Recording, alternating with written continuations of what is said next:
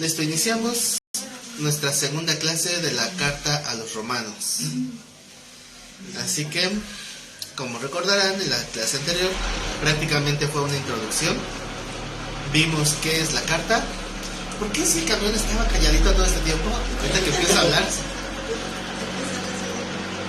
Se empezaron las pruebas apenas. Es que las pruebas son para... Sí, es lo que veo. ¿Cómo es posible? Llevo aquí como 20 minutos sentado y no hay nada de ruido. Y voy a empezar la clase y empiezan a hacerse ruido allá afuera. Pero bueno, espero que se escuche bien también allá en la transmisión. Ay, bueno. La semana pasada, después de ver la introducción de la razón por la cual se escribió la carta, en qué contexto se escribió, quién la escribió, todo eso que estuvimos hablando, vimos la introducción, que era una de las razones también para hablar de esta carta, que era dejar por claro el plan de salvación y sobre todo dejar en su lugar a los hermanos que se creían más que otros, ponerlos, más bien quitar la separación, ¿verdad?, entre romanos y judíos, que todos somos a la par. Entonces, lo último que leímos fue Romanos 1, 16 y 17, si no me equivoco, que dice que porque no me avergüenzo del Evangelio, porque es poder de Dios para salvación a todo aquel que cree, al judío primeramente y también al griego. ¿Se acuerdan por qué quedamos que al judío era primero?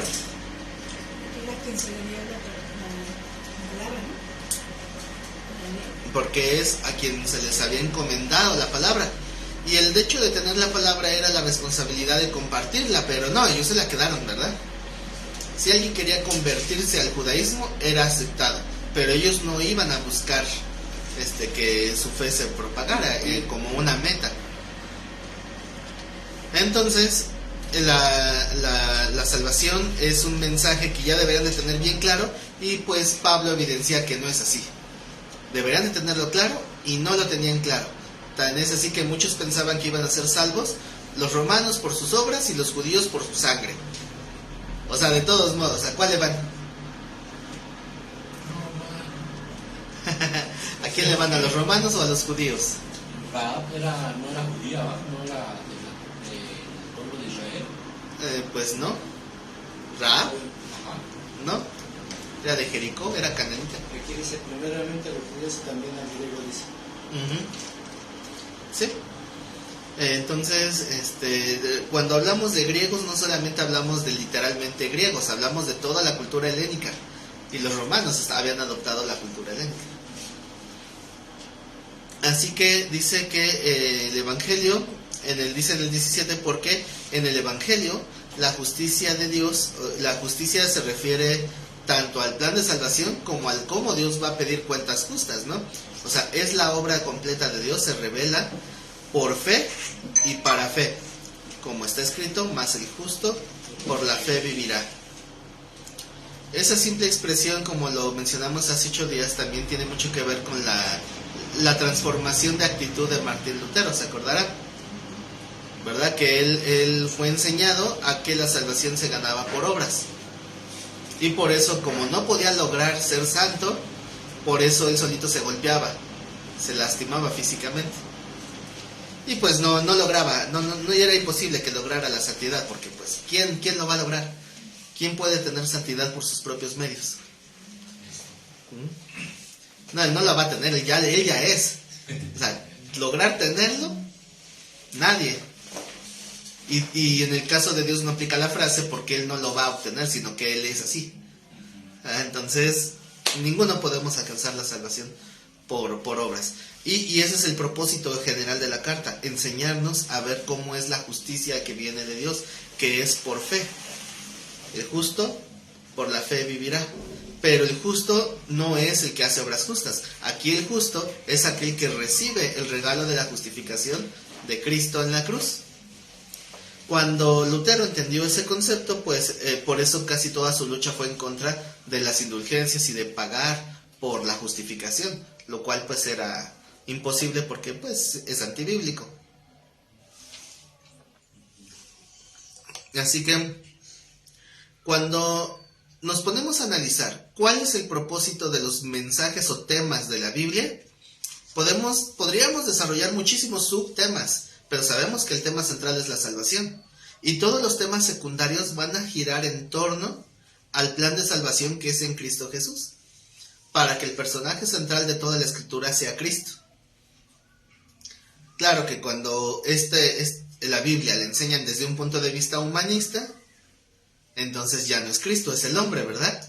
La Biblia gira en torno del hombre según los humanistas, pero la Biblia en realidad no muestra eso. Toda la Escritura gira en torno de Cristo y del plan que Él tenía para salvarnos. Sí. Y todas las demás doctrinas son secundarias. Y una de las doctrinas que hemos hablado que son más incompletas es la de los ángeles. Porque no nos incumbe. O sea, es una situación que no tenemos por qué saberlo todo. No lo necesitamos. Lo único que necesitamos saber es que cuando Dios los manda, ellos obedecen y ya. Eso es lo que necesitamos saber. Por eso es que no hay mucha información de los ángeles. ¿Aplicaría lo mismo en torno a la demonología? ¿Demonología? Sí, porque prácticamente es la misma, ¿verdad? Es la misma doctrina. De hecho, la demonología es una rama de la angelología. Ángeles caídos. Son los dos bandos, ¿verdad? Tanto ángeles de Dios como los ángeles caídos entran en una misma doctrina, que es la angelología. Y pues podemos saber muchas cosas que la Biblia nos marca, sin embargo va a haber cosas que la Biblia no nos va a especificar. Y eso solamente por poner un ejemplo. Pero hay muchísimas cosas que quisiéramos tal vez saber de Dios y no las podemos saber ahora. Tenemos que esperar a que llegue el momento.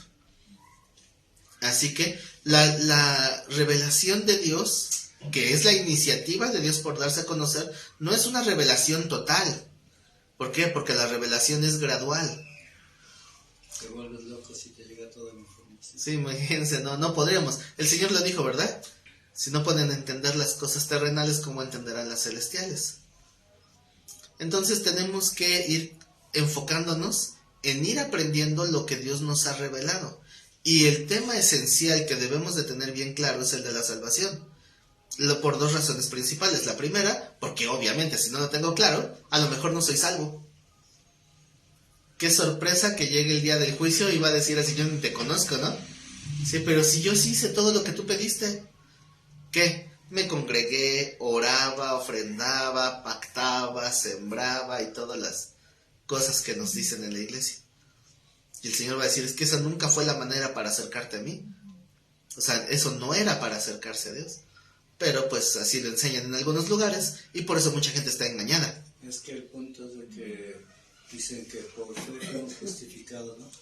Pero confunden la fe humana con la fe de Dios. Sí, o quitan la fe de su contexto general, que es Cristo.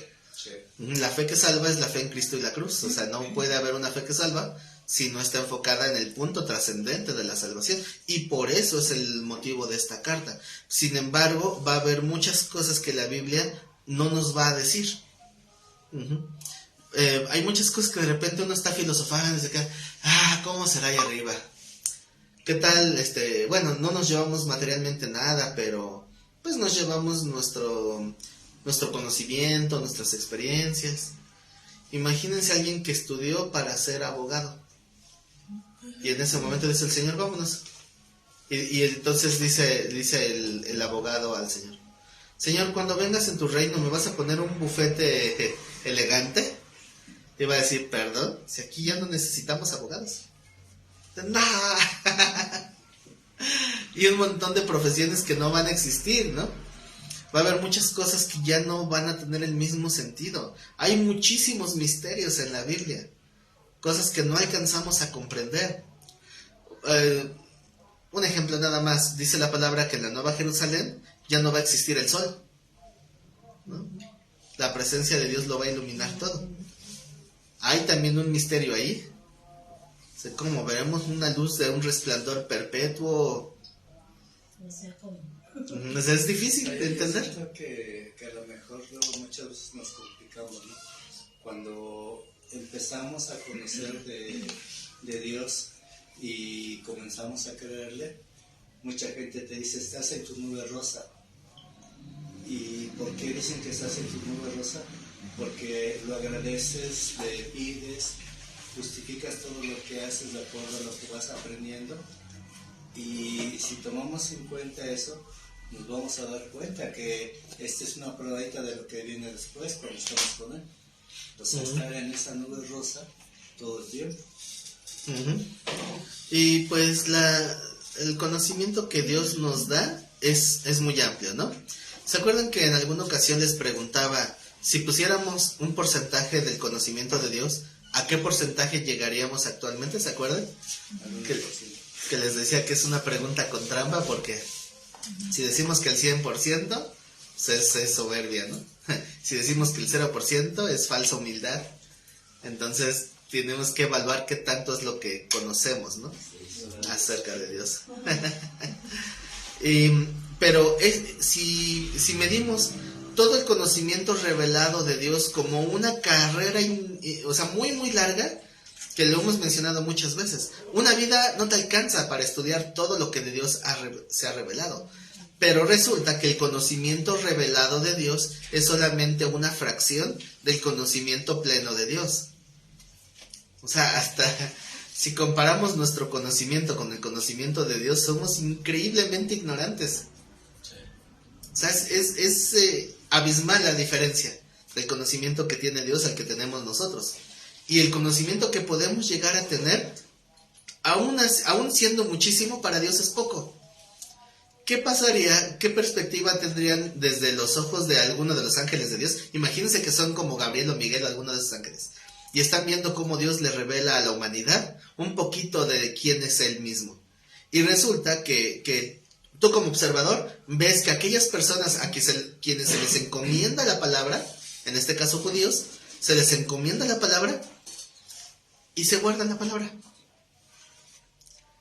No la enseñan. Y si la enseñan mal. Y cuando la tratan de enseñar bien, no estudian lo suficiente para enseñar más. Y si estudian más, de todos modos no entienden todo. ¿No sería un sentimiento frustrante?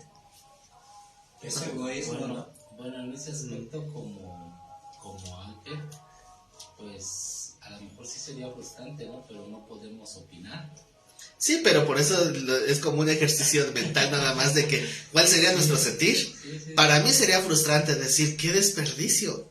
Yo creo que sería más frustrante verlo desde este modo como algún profeta, ¿no? Que ha estado con él, por decirlo en ese aspecto, o como Enoch, que está desde el principio y ver todo el transcurso de la vida y todo lo que les ha mostrado, así como que...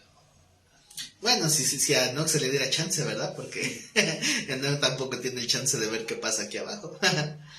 Pero si Dios nos permitiera ver esa situación, yo creo que sí sería frustrante, porque pues una persona que conoce la salvación de Dios quisiera que otros la tuvieran, ¿no? Que esa es la motivación para que evangelicemos. Y sin embargo, pues a veces la gente nos rechaza o no quiere escuchar la palabra que tengamos que decir, porque lo consideran como un proselitismo. Es que hay dos factores, ¿no? El hombre por naturaleza es egoísta y va cambiando eso conforme vas aprendiendo. Cuando comenzamos a aprender o queremos aplicar, nomás para nosotros, esto es salvación para nosotros, para los demás no hay esa salvación. Bueno, es que sí, esos sentimientos llegan de dos formas, ¿no? Como dice el hermano, en algún momento sí llega como que lo tengo y quiero que los demás lo tengan, pero no sé, cuando nos rechazan es como que, que se amuele. No te interesa, de modos, ¿no? Sí, es como que esos dos sentimientos. O sea, ¿no? hay un montón de sentimientos encontrados. Sí. Entonces, de alguna manera, ese es también parte de la motivación de escribir esta carta, y ahorita lo vamos a leer, ¿verdad? Porque vamos a leer en Romanos 1:18.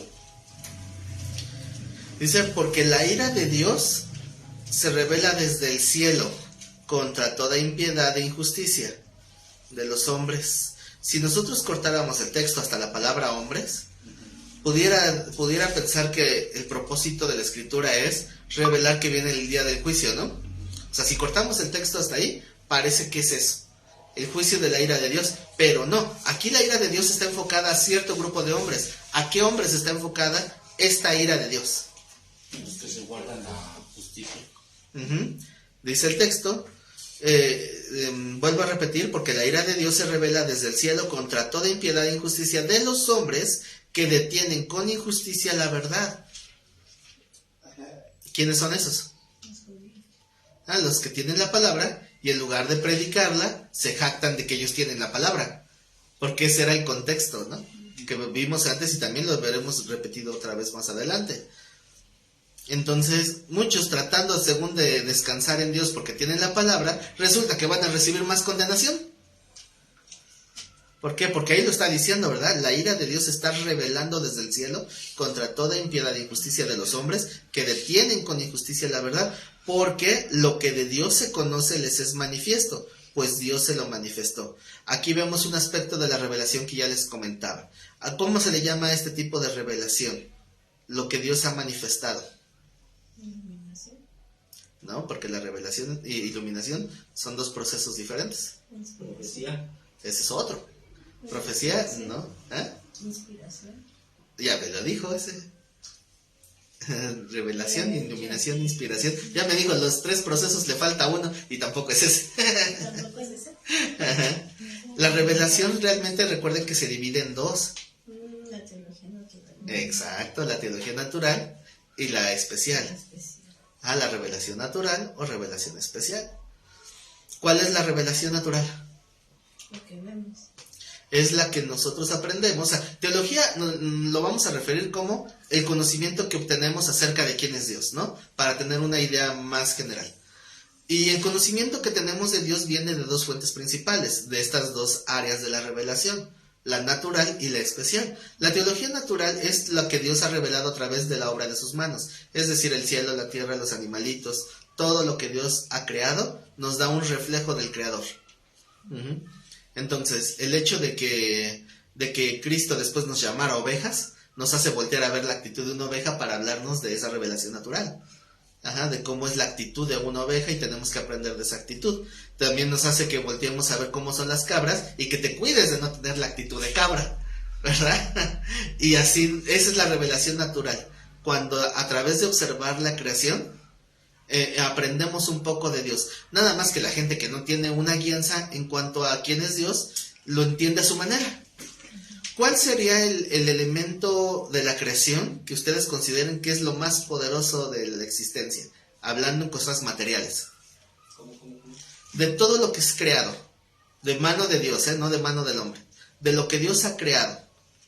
Porque el hombre no crea nada, solo transforma cosas. Digo, para que no me vaya a decir que una bomba nuclear o algo así. No, de lo que Dios creó directamente. ¿Cuál sería el elemento físico más poderoso que existe? Pues el mar, ¿no? ¿Cómo? El mar. ¿El mar? ¿Esa es una opción? El elemento físico como tal. Sí, algo que Dios creó que puede representar poder. Más poder que cualquier otra cosa. La palabra. ¿La palabra? ¿Por qué? Porque quien controla la palabra y la conoce, tiene control de la gente. Más bien manipulación, pero hablo de elementos físicos, de algo creado por Dios.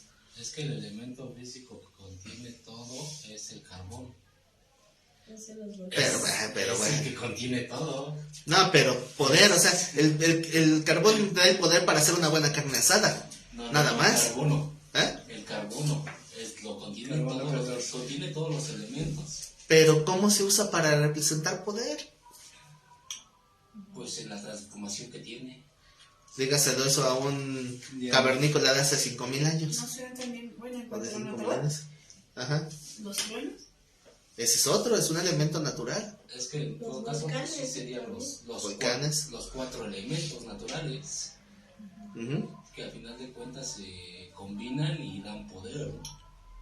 Ahí va más acercado a lo que estoy buscando. Elementos naturales. Ajá. Pero históricamente hablando, el elemento más relacionado con poder ha sido el sol. Por lo tanto, ese es el elemento que se ha relacionado más con los dioses o la divinidad. ¿Por qué? Porque el sol tiene el poder para dar vida, refiriéndose a la fotosíntesis, lo que necesitan las plantas, y para matar, como lo es el cáncer, ¿no? Entonces, el sol es el elemento más adorado en toda la historia de la humanidad. ¿Por qué? Porque no entendieron la revelación natural. Porque obviamente, y mientras más avanza la ciencia, más conocemos del poder del sol. El sol, entonces, es un elemento físico creado que tiene poder y que la gente lo ve así, lo refleja como un poder. Y todas las culturas antiguas han tratado de idealizar algo creado, convirtiéndolo en una identidad propia. ¿El sol piensa? Pues no, pero hay un montón de dioses inspirados en el sol. Incluso el dios favorito de los romanos era el dios sol. En Egipto también. Bueno, ahí era el dios del sol, que es Ra, pero es lo mismo, ¿verdad? O sea, es un dios solar. De hecho, el día del dios sol será el domingo, por eso era el Sunday. El dios sol, el día del dios sol. Y el día 24 de diciembre no solamente era el día de Saturno, de la Saturnalia, también se celebraba al sol invicto. Entonces el sol es uno de los elementos más adorados de toda la historia de la humanidad durante miles de años. Nada más que le van cambiando el nombre. Y así como los otros elementos que dijeron, el fuego, el viento, la tierra, el aire y muchas cosas creadas, al darle una semejanza de sabiduría o de influencia, lo vuelven dioses. Cuando Dios quería usar la creación para enseñar algo, lo convirtieron en dioses. ¿Se acuerdan de la historia navideña? Bueno, como este año no di ese curso, a lo mejor ya se les olvidó. Pero hay una historia navideña que les voy a más o menos a resumir. La historia dice que un día iban a ser el dios de la tierra, en semejanza de hombre, y que iba a ser seguido por 12 discípulos, los cuales lo seguirían hasta la cruz, donde estaría muerto por 3 días y resucitaría a ese tercer día para subir a los cielos y llenarlo todo y traer prosperidad. ¿Se acuerdan de dónde es esa historia? No, pero representa el sol. Es una historia babilónica del año 3000 antes de Cristo. O sea, muchos dirán, pues es la historia de Cristo, pero realmente es una historia astrológica, donde el dios Sol, que fue considerado un dios, pues a lo largo de toda su jornada, que es un año, que realmente no es el Sol, es la Tierra la que se mueve alrededor del Sol, pero desde nuestra óptica es el Sol, ¿no?, el que pareciera moverse. Cada vez que el Sol se oculta, se ven las estrellas. Y entonces cuando el Sol esconde su resplandor, se ve quién lo está siguiendo. Y son sus 12 discípulos, que son los 12 caballeros del zodiaco, digo, las 12 constelaciones. Los signos zodiacales, ¿no? Entonces, esos signos zodiacales van cambiando y se van repitiendo todo el año. O sea, cada año más bien, ¿no? Cada año vuelve a empezar el ciclo. Aries, Tauro, Géminis, Cáncer, Leo, Virgo, Libra, Escorpión, Sagitario, Capricornio, Acuario y Piscis. Sus 12 seguidores. Hasta que llega el solsticio de invierno, que desde Medio Oriente, el 24 de diciembre, ya no es perceptible la salida del sol. Son días muy oscuros, muy nublados, muy fríos, donde el sol ilumina el día, obviamente, pero no se ve en lo alto. Entonces dicen, murió. No es el 24 de diciembre, es el 21 de diciembre. Se deja de ver. Y durante 3 días hay días oscuros, o sea, de mucha penumbra. Y cuando anochece ese día, a donde está, si vemos el horizonte donde se ocultó el sol, y en esa misma dirección en la noche, dibujamos una línea imaginaria, la constelación que queda arriba es la constelación de la cruz, o la constelación del cisne. No, ahora no vino el hermanito Willy, ¿verdad? Sino ahorita les decía de los caballeros del zodiaco. Porque ahí se ve mucho reflejo de todo eso, porque está inspirado en todo eso. Por eso el caballero del zodiaco del cisne es cristiano. Tiene su crucecita siempre. ¿Por qué? Porque su constelación es la de la cruz, que es la misma del cisne. Y ahí está, bajo la cruz, ahí murió el dios Sol. Pasan esos 3 días de oscuridad. Cuando ya el 24 de diciembre, ahí nace otra vez, porque lo vemos salir. Y si ubican el lugar desde donde sale el sol, en ese lugar también es cuando vemos en la noche, o sea, de esa misma dirección, es donde vemos el cinturón de Orión, que son los 3 reyes. que están en una línea recta a la estrella Sirius, que es la estrella más brillante de la noche, o conocida como estrellita de Belén. Y si dibujamos una línea recta imaginaria, va a apuntar un lugar hacia el suelo. Ese lugar del suelo, ahí es donde vamos a ver que nace el sol. Entonces, muchos ateos lo usan como una herramienta para decir, ven cómo esto es inventado, ven cómo era una historia astrológica y no existió Cristo. Eso le hacían mucho los ateos. Pero más bien ahí podemos ver la magnificencia de Dios, ¿no? Que aún en sus creaciones representó lo que iba a suceder, ¿no? Así es. Y es ¿Por que qué? Aquí el punto principal es que crean en Dios. Ese es el punto. Sí, porque la cuestión es que la realidad de las cosas es que los dioses no existen por causa de las estrellas, sino que las estrellas existen por causa de un dios creador. Entonces Dios crea las cosas para glorificarse Él, y ya el hombre lo transgiversa y entonces lo usan para inventar dioses. ¿Por qué es que los dioses solares tienen un reflejo de Cristo? Pues porque están copiando una revelación que Dios dio. Es una revelación natural. O si no, ¿por qué creen que los Reyes Magos llegaron? Ya, o sea, los históricos.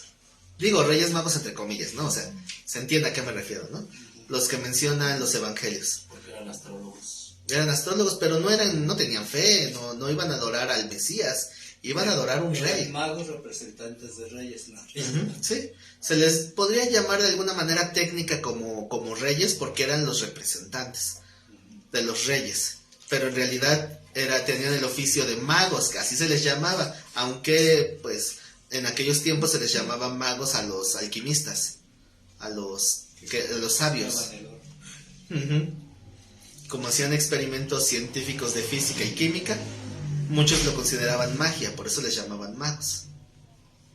Entonces, por eso se les llama así Reyes Magos. ¿Y quién eran los Reyes Magos? Melchor, Gaspar y Baltasar. Y el cuarto que no sale. Y el cuarto Rey Mago. Eso pues obviamente sabemos que eso es mentira porque la Biblia no habla de 3 Reyes Magos. Solo habla de los magos de Oriente que llegaron. Pero esos magos no eran profetas, no eran gente de Dios. Y mucha gente nunca se ha puesto ni siquiera a preguntarse por qué unos magos de Oriente iban a buscar a un rey de un pueblo que se veía militarmente débil, que era el de Israel. Estaba sometido bajo Roma. ¿Por qué no fueron mejor a Roma? No, porque vieron una señal en las estrellas, donde se conjuntaron 2 planetas que representaban el tiempo de que iban a ser alguien, y la otra estrella marcaba de que iba a ser un guiador que los iba a llevar a la victoria. Entonces dijeron, ahí está profetizado que llegó un rey poderoso a esta tierra, pero por su astrología. Entonces, ¿qué es lo que hacen? De una manera meramente política y no espiritual ni religiosa, como algo político, van a entregar ofrendas de paz. Por si ese rey crecía y se hacía poderoso, no los fuera a tomar como enemigos. O sea, eso es lo que los motivó, no iban a adorar al niño Jesús. No fue por fe. No era por fe, era una estrategia meramente política. Por eso son mencionados como magos, porque ellos usaban la ciencia para sus profecías. Así es. Entonces, la fe de ellos no estaba en el cristianismo, ¿verdad? La fe de ellos estaba en la astrología. ¿Qué fue primero? El huevo o la gallina, sí, ¿no? ¿Qué fue primero? ¿Las costumbres astrológicas o la revelación natural? La revelación natural. Primero era la revelación natural y el hombre lo transgiversó, inventó sus propias historias, sus propias adaptaciones. Entonces, les decía también hace un momento, si de todo el conocimiento que Dios tiene nos permite tener un poco, en ese poco conocimiento que para nosotros sigue siendo inmenso, es donde tenemos que esforzarnos en alcanzar ese discernimiento. Así es como comienza esta carta, con una exhortación a entender este discernimiento. O sea, esto es para que entiendan un poquito los versículos 18 y 19 de lo que está diciendo Pablo en el capítulo 1 de Romanos. Ahora, vean cómo se entiende esto ya después de esta explicación. Romanos 1:18. La ira de Dios se revela desde el cielo contra toda impiedad e injusticia de los hombres que detienen con injusticia la verdad. Esto es, los maestros que tienen la palabra y no la enseñan porque ni siquiera la estudian. ¿Por qué? Vean este por qué. ¿Qué significa cuando al principio de un versículo encontramos la palabra porque? ¿No?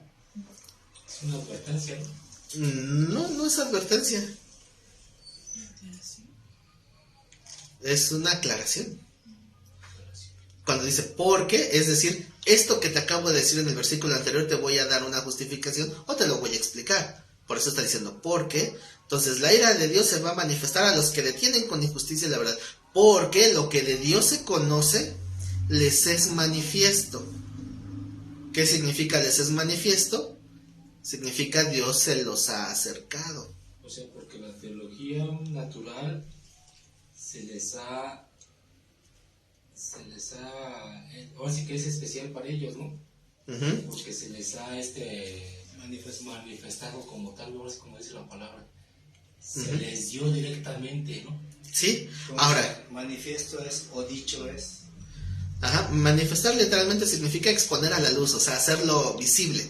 Ahora, lo interesante es que el versículo 19, que va hilado con el 20 también, el 19 hace referencia específicamente no a la revelación natural, sino a la otra. ¿Cuál es la otra? Especial. La especial. ¿Cuál es la revelación especial? La que Dios daba a través de los espíritus. La que Dios dio a través de profetas. Es la revelación que Dios dio de una manera más concreta y Esa explícita. también la conocen como espiritual, ¿Espiritual? ¿o no es eso? Mm, Porque hablan de la revelación natural y la revelación espiritual. no, más bien algunos le llaman revelación espiritual a la iluminación. Cuando dicen es que el Espíritu me reveló cuando realmente debería ser me iluminó. Uh-huh. Entonces la revelación especial es como Dios utilizó a ciertas personas para dar a conocer su voluntad. El versículo 19 habla de la revelación especial. Y el versículo 20 que vamos a leer ahorita habla de la revelación natural. Para complementar que no tenemos excusa. Porque la revelación natural puede ser retenida por los hombres. No. ¿No? Literalmente no puedes tapar el sol con un dedo, ¿verdad? Entonces la revelación natural es como Dios está dando a saber lo que Él ha hecho pues de una manera tangible. Y la revelación especial se le encomendó a ciertos hombres. Por eso lo de la ira de Dios se revela desde el cielo, etcétera, etcétera, para aquellos que retienen con injusticia. Dice, porque lo que de Dios se conoce les es manifiesto, la revelación especial, pues Dios se lo manifestó. En el 20 viene otra vez la palabra porque. 20, porque las cosas invisibles de Él, su eterno poder y deidad, se hacen claramente visibles desde la creación del mundo, siendo entendidas por medio de ¿qué? Las cosas hechas. Por medio de las cosas hechas. De modo que no tienen... ¿Esto no se oye muy confrontador? Entonces el 19 es revelación especial Ajá, y el 20 es revelación natural. así es. Y al principio nos lo dijo al revés. No, les estaba explicando las dos. Me lo dijo al revés, pastor. ¿Por qué al Te revés? digo que el 19 era revelación natural y el 20 especial. ¿Sí? Voy a checar la grabación, Voy a checar la grabación. Yo sí lo apunté. Porque no, si lo hice no me di cuenta. ¿Así lo escuchó? Entonces, 19 es revelación espiritual, ¿no? No, Especial. sí. Especial. Entonces el 19 es especial y el 20 natural. Siento Sí. que nos aclaró el porqué. Sí, bueno, obviamente sí me pudo haber pasado y no me di cuenta, ¿verdad? Pero qué bueno que aclaramos, Sí, sea sí, como sí. sea. Revelación.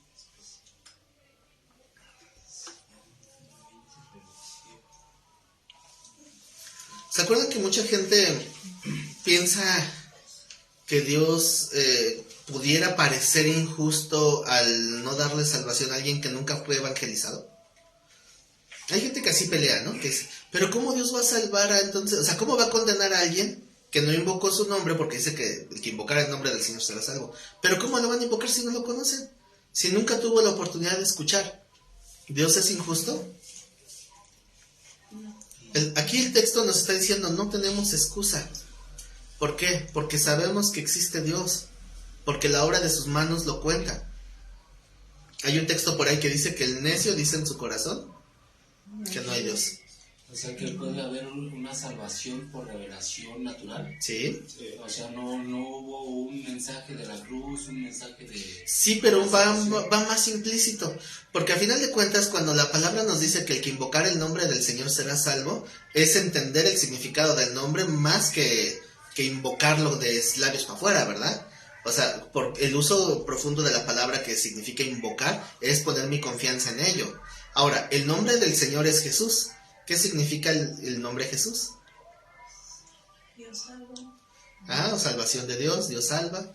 Entonces, a final de cuentas, la manera de tener la salvación es tener el entendimiento y la rendición de nuestro corazón a que no puedo ser salvo por mí mismo, que tengo que depender de salvación de Dios, aunque yo no conozca su nombre, aunque no sepa cómo acercarme, pero si yo entiendo que ese Dios que creó todo, yo no puedo llegar a ser como Él, y me reconozco como culpable, porque también lo vamos a ver más adelante. Muchos que no tuvieron la ley de Dios se hicieron ley para sí mismos, acusándoles o defendiéndoles sus razonamientos, basándose en la ley que Dios puso en sus corazones. Porque por decirlo, ahorita lo que estamos hablando de esto, en algún momento puede perturbar a la gente lo de la película esa, la del Thor, ¿no? Que llega clamando al Dios y en lugar de recibirlo se burla de él, ¿no? Uh-huh. Porque era lo único que conocía.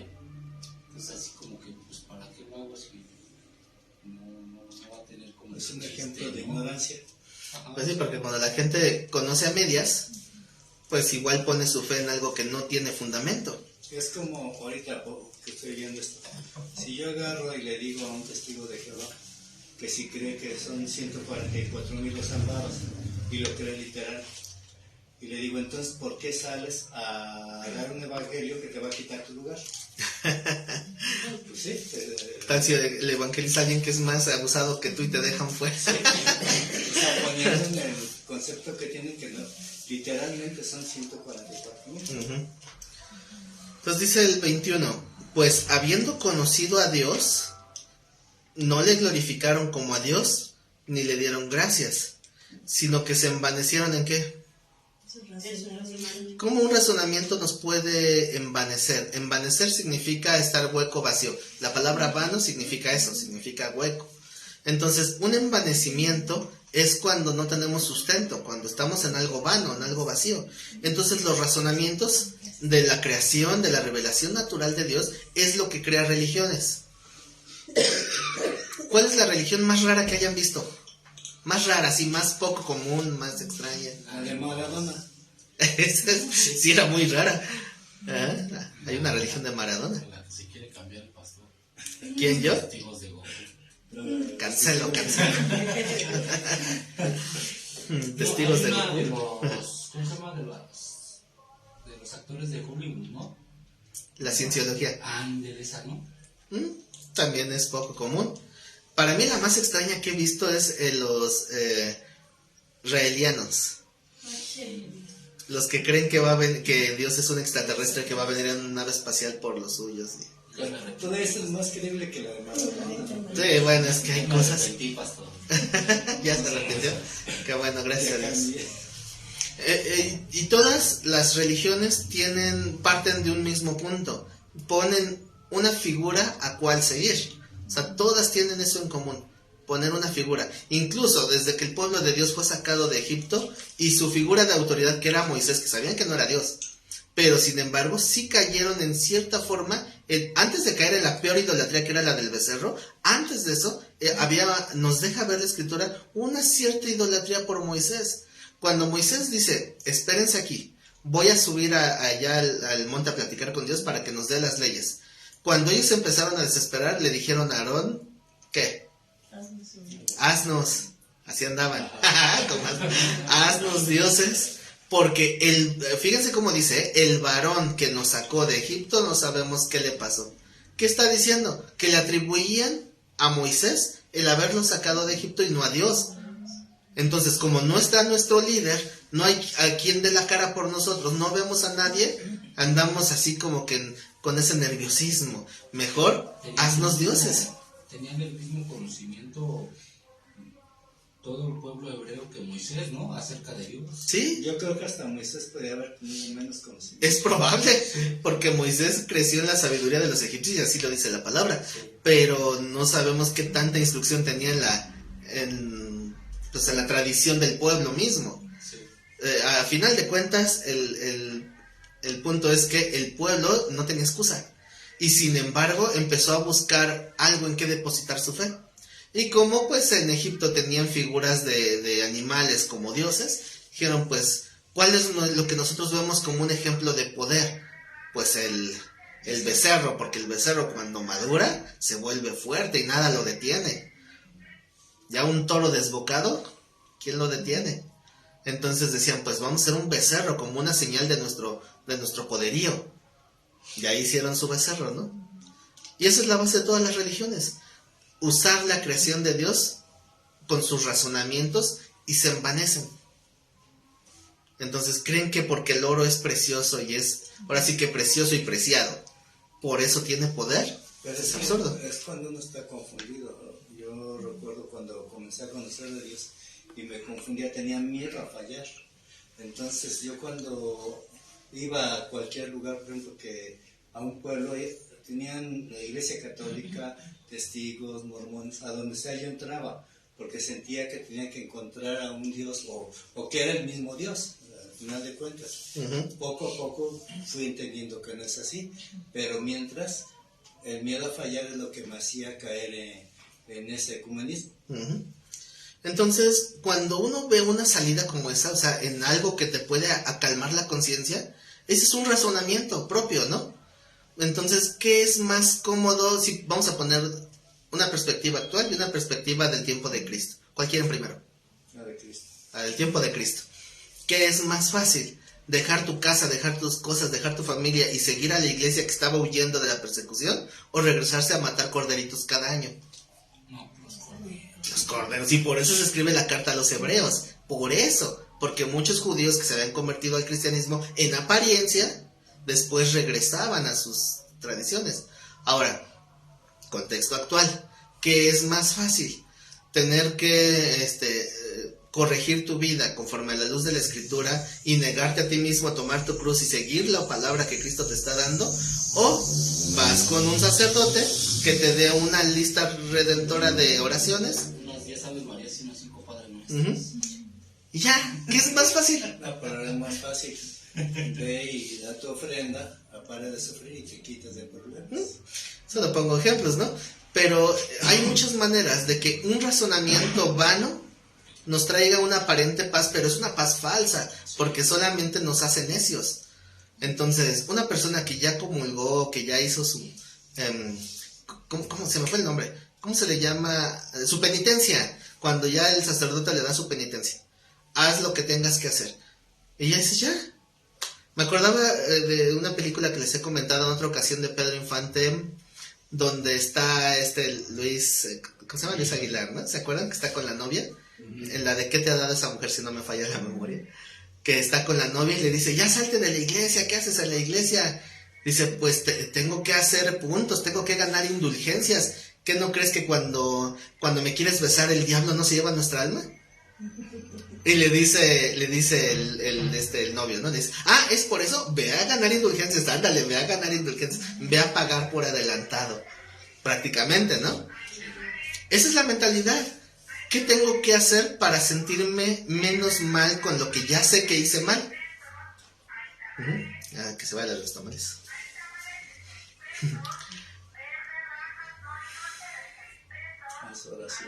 Bueno, pero por decirlo aquí, el confrontarnos con Dios, al menos en mi personal, me hace no sentirme en paz, sino al contrario, ¿no? Me hace sentirme más mal de que sé que estoy fallando. O sea, cuando te das cuenta que ya fallaste. Por eso, pero el punto es, hice algo mal y siento culpa. ¿Cómo me quito la culpa? Corrigiendo.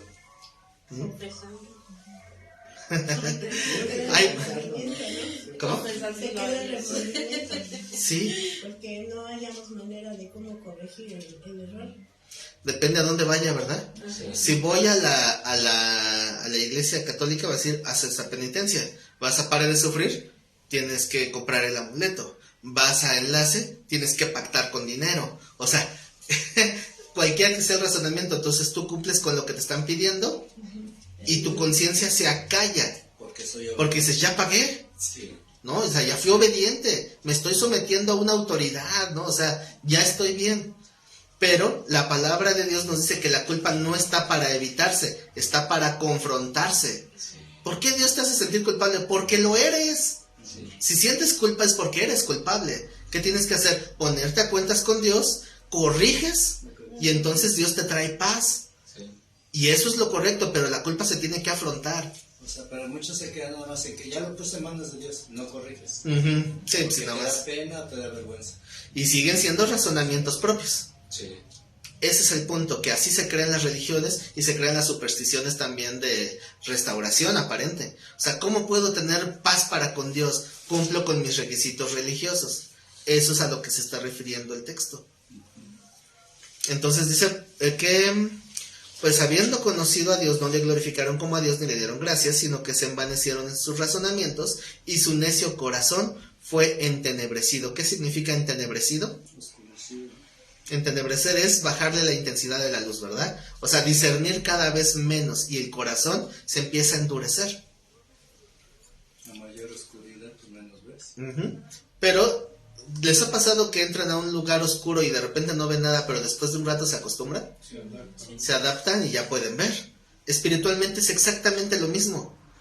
Mucha gente está bien a gusto en las tinieblas. ¿Por qué? Porque ya se adaptó y porque cree que puede ver bien. Y cuando alguien llega y te prende la luz, le haces como gato. Porque te deslumbra. Entonces, cuando alguien, así le ha pasado a mucha gente, vive en una religiosidad bien cómoda. Hay mucha gente, que bueno, algunas personas que Dios me ha permitido conocer en mi trayectoria, que llega con una fe bien segura, según, y da sus argumentos de por qué está en paz. Y cuando algo no me cuadra y le digo, oye, pero tú dices que es esto, pero la Biblia dice que es esto. Y la primera reacción es de molestia. Cuando hablen con gente así se darán cuenta. Es un enojo. Pero es que no, ¿por qué no? Es que mira, léelo. No es como tú piensas. Mírale. Es así. Lee. Mira, léelo. Pues veo que por eso la Biblia tiene textos paralelos, ¿no? Entonces, se aferra, ¿no? Sí. Nos dicen que nos arrepentimos y pues volvemos a valorar el sacrificio de Cristo. También es ponernos a cuentas. Y así es, o sea, estamos a cuentas y Dios nos restaura. Pero una persona que se aferra a un razonamiento nunca va a cambiar y nunca va a corregir. Y va a estar engañado solito, o sea, va a estar viviendo así. No pasa nada, no pasa nada. Pensando que así, si yo cierro los ojos, Dios no me ve. O sea, se engañan solos. Y eso es el corazón que se va entenebreciendo.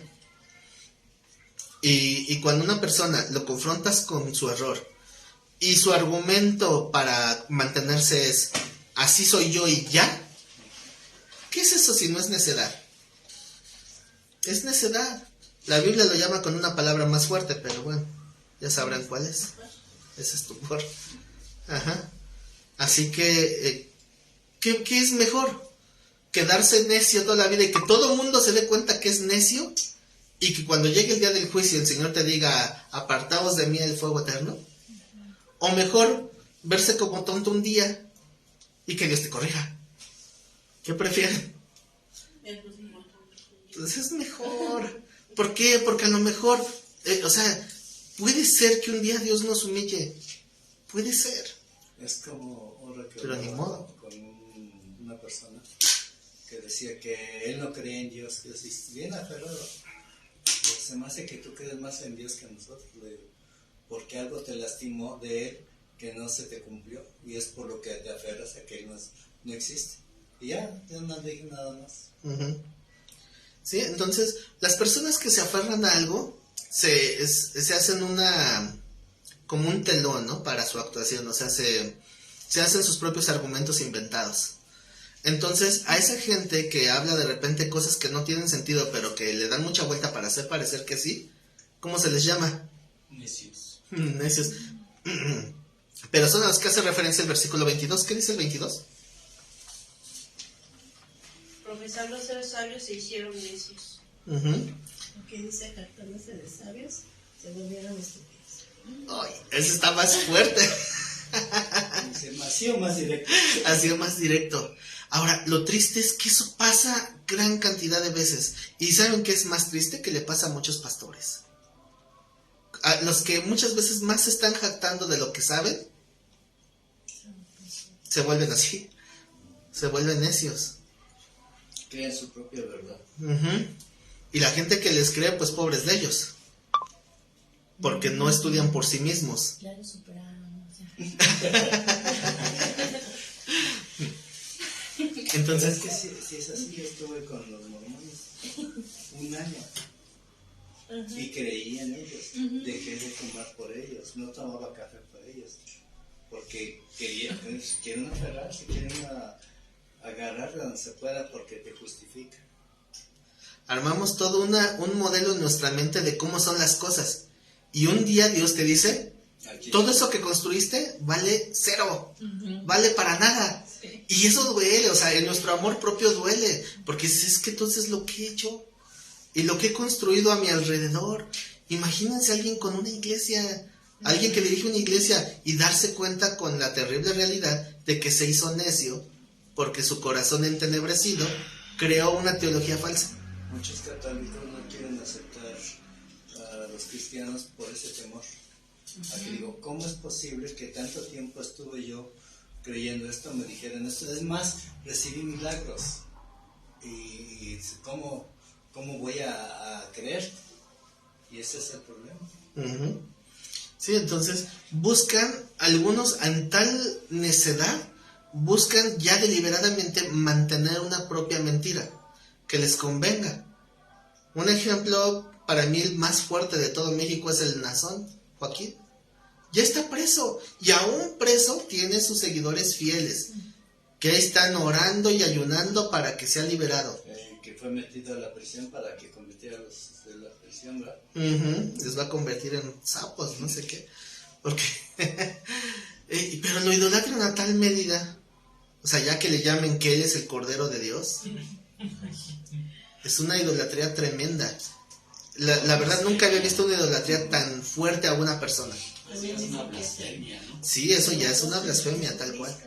Ajá. Me dicen que ellos, la luz del mundo, fueron pentecostes, pero de Hueso Colorado en un tiempo y cambió. Sí, bueno, desde su fundador, Aarón Joaquín, se me fue ahorita su nombre original, porque ese no es su nombre real, se cambió el solito el nombre. Eusebio, ¿no? Eusebio se puso, no, Dios me dio un nuevo nombre, me dio que el nombre de Aarón, se oye más bíblico. Entonces, desde él empezó luego a manipular, y todas las acusaciones que él tenía de violaciones, de abuso de confianza, de robo, o sea, tantas acusaciones, y la iglesia lo defendió a capa y espada. Se le comprobaron todo lo que malo que hizo, y de todos modos, bueno, muere, queda su hijo. ¿Cómo se llamaba su hijo? Joaquín. ¿Cómo? Joaquín. No, todos son Joaquines, pero ¿cuál era el? Bueno, se me fue. Su hijo, que no es Nazón. Nazón es el nieto. Ay, se me fue. Y en el manual de apologética todavía estaba el nombre de aquel. Pero bueno, el caso es que este reino que crearon ellos para sí mismos, porque hicieron su hermosa provincia, así le llaman, lo hicieron para ellos, donde ellos son los dioses, ellos son los reyes.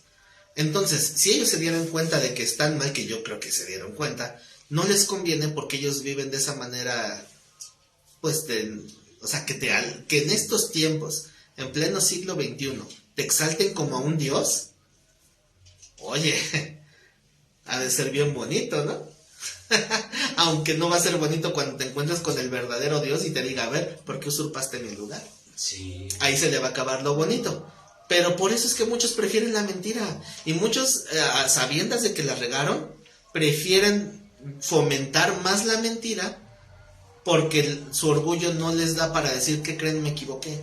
Es Eusebio Joaquín. Eusebio es el primero. Ajá. Dice que es este Nazón, que es el que sigue de él, y el otro era Aarón Joaquín. No, pero había otro intermedio, según yo. Creo que son tres. Son tres. Nazón, Joaquín y Aarón. No, pero Eusebio era Aarón. Creo que se cambió el nombre. Ujú. Según por el milagro, no sé. Sí, una manifestación supuestamente espiritual. ¿Una epifanía? Una Estefanía, ¿no?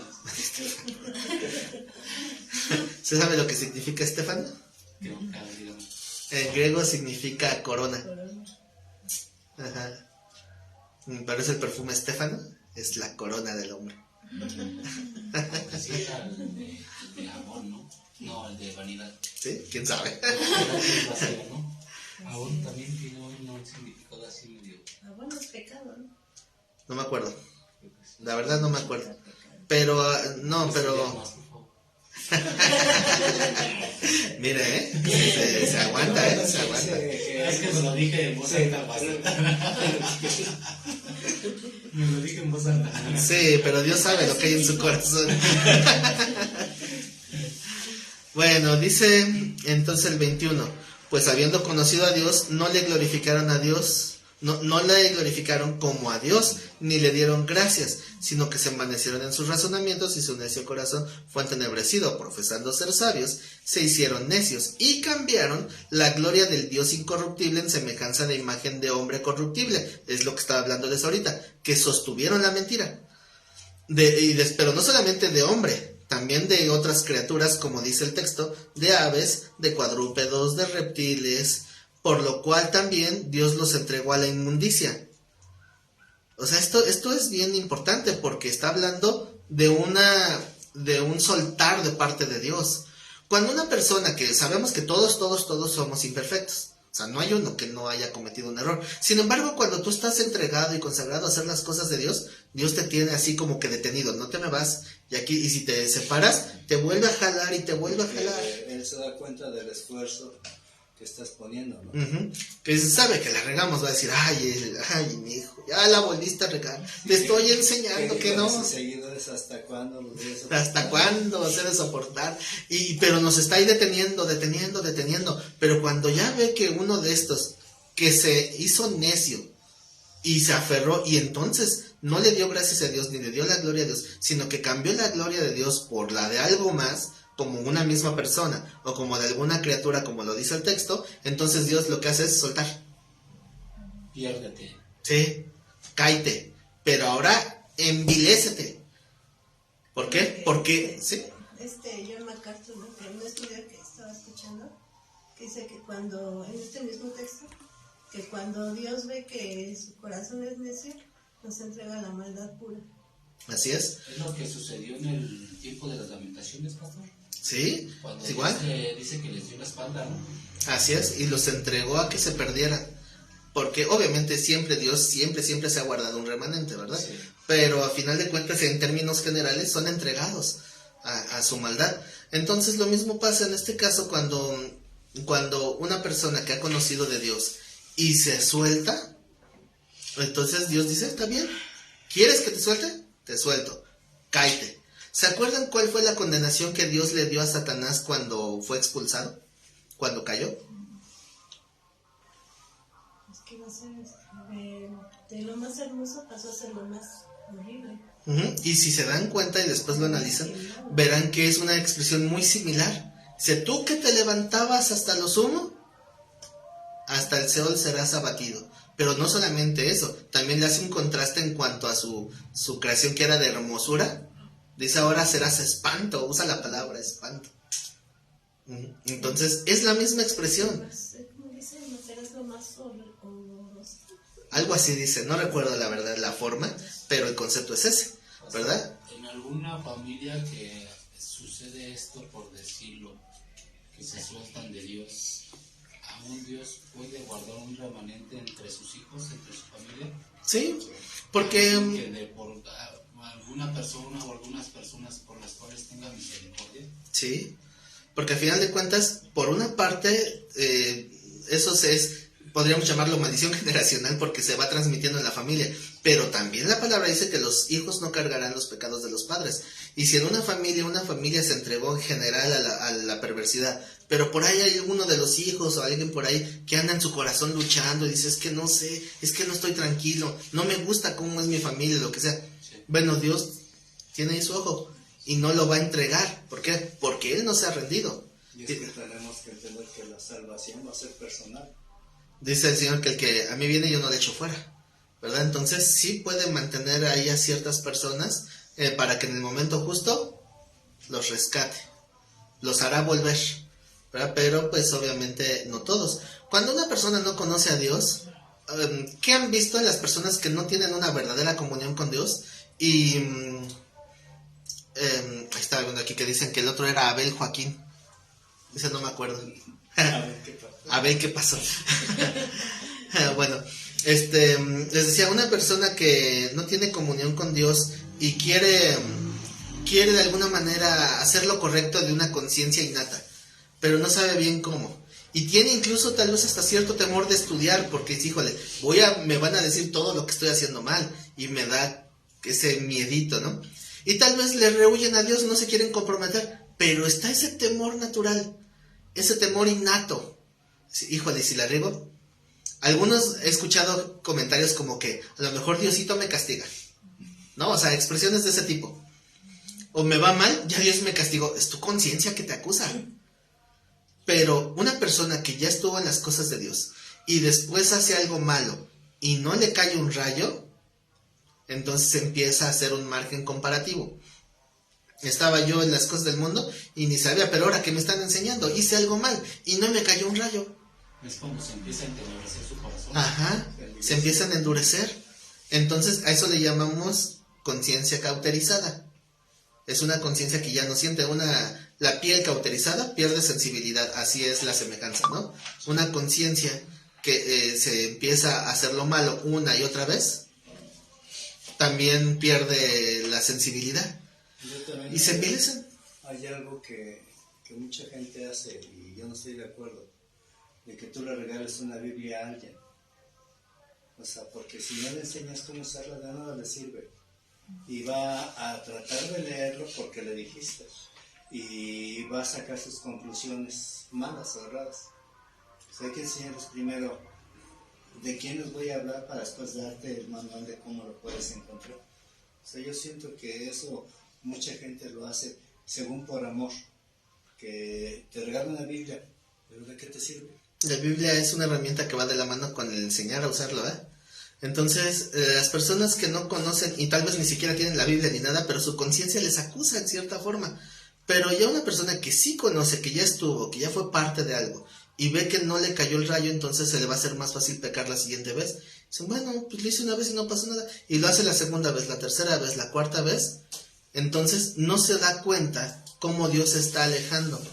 No lo percibe porque está en el deleite del pecado. Y puede llegar el punto donde Dios diga, ahora sí, te suelto y órale, cállate. Ahora sí, como dicen por ahí, atáscate, cae lodo.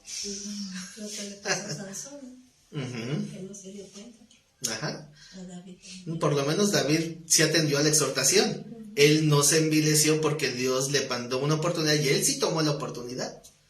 Pero Sansón. Incluso Saúl también se perdió. ¿Por qué? Porque también tuvo su oportunidad y terminó envileciéndose a tal grado que pues se autosuicidó a sí mismo. ¿Verdad? Entonces, al final de cuentas terminó... La automorición. La automorición. Así es. Entonces, es lo mismo. Dios puede soltar en algún momento, pero no suelta al ignorante. Suelta al descarado. Suelta al que se hizo necio de adrede. Dios es misericordioso, pero Dios no puede ser burlado. Por eso también he escuchado muchos testimonios de gente que dice, pues si estoy mal me arrepentiré antes de morir. Y Dios les da muertes violentas, donde no les da chance. ¿Para qué? Para que los que están alrededor y fueron testigos de esa frase, vean que con Dios no se juega. Entonces dice, por lo cual Dios los entregó a la inmundicia en las concupiscencias de sus corazones, de modo que deshonraron entre sí sus propios cuerpos. Ya saben qué tipo de deshonra es esa, ¿verdad? ¿Cuál es la manera más común, históricamente hablando, de dar culto? Hablo de los cultos paganos.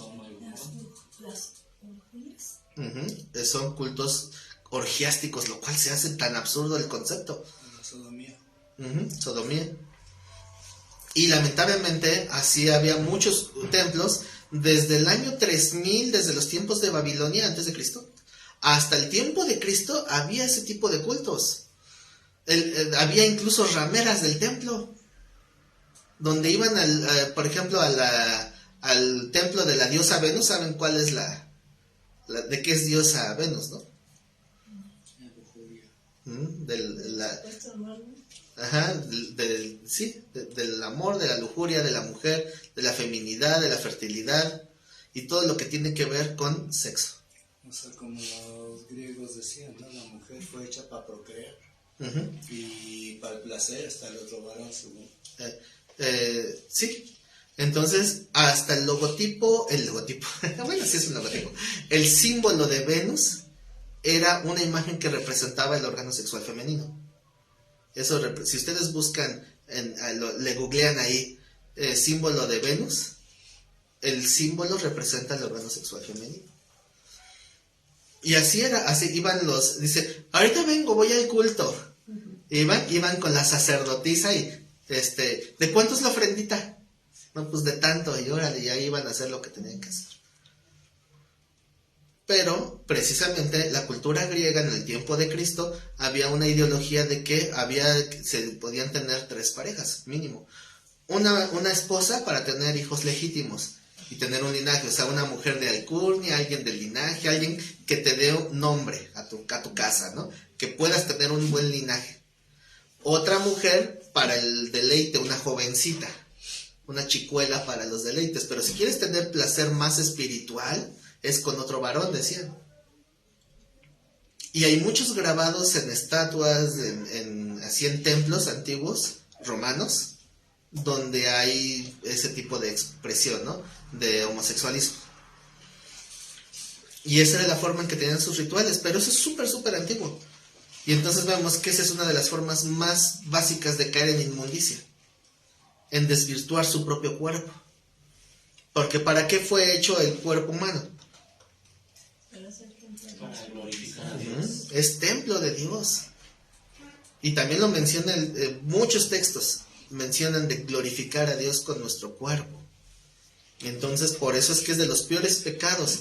El pecado contra el cuerpo es pecado doble delante de Dios, porque dañas lo que Dios te ha dado y dañas el templo de Dios. Lo mancillas, lo humillas. O sea, son un montón de cosas. Y precisamente por eso es tan importante que las jovencitas entiendan el concepto de la virginidad, que tiene un valor espiritual súper importante. Pero, híjole, como está la cultura en estos tiempos, es bien difícil. Dice, por lo cual, ya leímos eso, ¿verdad? 25. Ya que cambiaron la verdad de Dios por la mentira, honrando y dando culto a las criaturas antes que el Creador, el cual es bendito por los siglos de los siglos. Amén. Por esto Dios los entregó a pasiones vergonzosas. Obviamente cuando dice los entregó, no quiere decir que Dios lo haya propiciado. Quiere decir, ya no les estorbó. Los dejó. Sí. Pues aún sus mujeres cambiaron el uso natural por el que es contra naturaleza. Y de igual modo también los hombres, dejando el uso natural de la mujer, se encendieron en su lascivia unos con otros, cometiendo hechos vergonzosos hombres con hombres, y recibiendo en sí mismos la retribución debida a su extravío. ¿Cuál es la retribución a su extravío? O sea, dicho de otra manera, ¿cuál es la consecuencia de extraviarse en esto? La muerte, ¿no? ¿No? Eso es después. Las enfermedades. En parte hablamos de consecuencias físicas, pero también, o sea, es la degradación en las 3 áreas del ser humano: cuerpo, alma y espíritu. Cuerpo, pues enfermedades. Alma, la mente se pervierte. Y en lo espiritual, pues obviamente está condenados eternamente y pues Dios ya no le va a hablar, ¿verdad? O sea, ni cómo esperar que Dios te dé una respuesta si estás envilecido. Es que ya no la buscas. Ya no la buscas. Estás en lo correcto según tu sentir. Sí, porque ya están encajonados, ¿no? En una ideología. ¿Cuál estaba? En el 26, ¿verdad? No, 27. ¿27? Sí. Y recibiendo en sí mismo la reprensión. Ah, sí. 28. Y como ellos no aprobaron tener en cuenta a Dios, Dios los entregó a una mente reprobada para hacer cosas que no convienen, estando atestados de toda injusticia, fornicación, perversidad, avaricia, maldad, llenos de envidia, homicidios, contiendas, engaños, malignidades, murmuradores, detractores, aborrecedores de Dios, injuriosos, soberbios, altivos, inventores de males. Este concepto es interesante. ¿Qué es un inventor de mal? Chismoso. No solamente es eso. Inventores de males son aquellos que se despiertan en la mañana pensando cómo transar. Cómo... Bueno, esa es una parte. Sí, o sea, es cómo hacer una nueva perversidad. Cómo se van a salir con la suya en este nuevo día. Se ponen retos personales. Lo ven como un reto. Sí, es interesante. Inventores de males. ¿Qué nuevo pecado voy a hacer hoy? Sí, o sea, hay pecados que todo mundo hace, pero hay gente que las ingenia. Sí. ¿Sí han visto que para hacerlo mal es bien fácil? En algún tiempo, bueno, yo creo que todos en algún momento hemos visto de algún tipo de fraude, ¿no? Estafa, algo así. Y una vez viendo cómo se hacían unos fraudes, dije, híjole, qué fácil es robar. Es facilísimo robar. ¿Cómo si hay gente que no tiene escrúpulos? Fácilmente puede robar. Hace no mucho tiempo, no sé, tendrá como un medio año, algo así, no sé. Pero me dieron un golpe así. ¡Pah! Me querían agarrar a golpes. Porque fui a cobrarle a una persona. Y así con todo el descaro del mundo. Se hizo un escándalo, llegó la policía, se llamó a la policía. Medio 2 años. No tiene tanto. No, ya había pasado la pandemia. Por ahí tengo un videito que